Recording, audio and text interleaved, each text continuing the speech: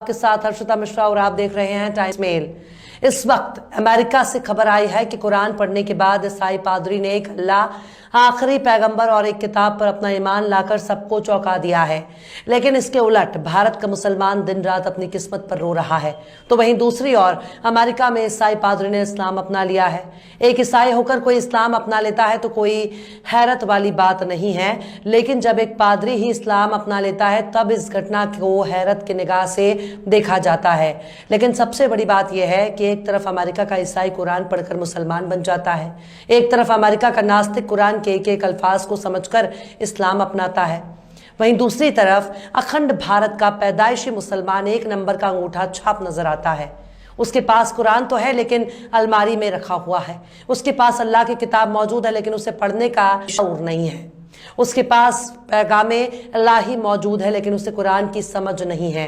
उसके पास सब कुछ है पर उसे समझ में नहीं आता कि इमाम साहब ने जुमे की नमाज में अरबी में जो खुतबा बयान किया, आखिर उस खुतबे में इमाम साहब ने क्या कहा है, क्योंकि अरबी ना तो अखंड भारत के मुसलमानों की जबान है और ना ही उसे समझ में आता है। खुद इमाम साहब भी लफ्ज बालफ्ज कुरान को अपनी जबान पे बयान नहीं कर सकते हैं। उसके लिए उनको अरबी सीखना होगा, क्योंकि इमाम साहब भी उर्दू बोलते हैं, बंगाली बोलते हैं, तमिल, तेलुगु, कन्नड़, मलयाली, पंजाबी बोलते हैं पर अरबी नहीं बोलते। रट्टा मारकर कुरान रट लेने से भले ही कोई हाफिज बन जाए लेकिन कुरान का इल्म उनसे कोसों दूर है। ये ठीक वैसे ही है जैसे सारी दवाओं का नाम आपको जुबानी याद है लेकिन आपको नहीं मालूम कि उन दवाओं का इस्तेमाल कौन सी बीमारी में करना है। इसी तरह से अखंड भारत यानी हिंदुस्तान, पाकिस्तान और बांग्लादेश के मुसलमानों को तब तक कुरान का इल्म नहीं होगा जब तक उनको अरबी का इल्म ना हो जाए। लेकिन अमेरिका वाले आखिर कुरान को कैसे पढ़ते हैं?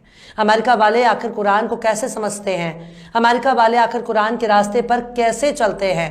उनकी केवल एक ही वजह है और वो है कुरान का ट्रांसलेशन। कुरान को अरबी से अंग्रेजी में ट्रांसलेशन के जरिए समझकर सारे अंग्रेज कुरान को अपनी जबान में समझ लेते हैं। यहाँ वाले तो पूरी जिंदगी अपनी जिहालत की वजह से जूते चप्पल खाता रहता है। इनके पैगंबर ने इकरा यानी पढ़ने का हुक्म दिया, इन लोगों ने मज़ारों की चादरें चूमनी शुरू कर दी। इन लोगों को पैगंबर ने बुत परस्ती और शिर्क से दूर रहने का सबक दिया तो इन लोगों ने मज़ारों पर सिर पटकना शुरू कर दिया। इन लोगों को पैगंबर ने कुरान को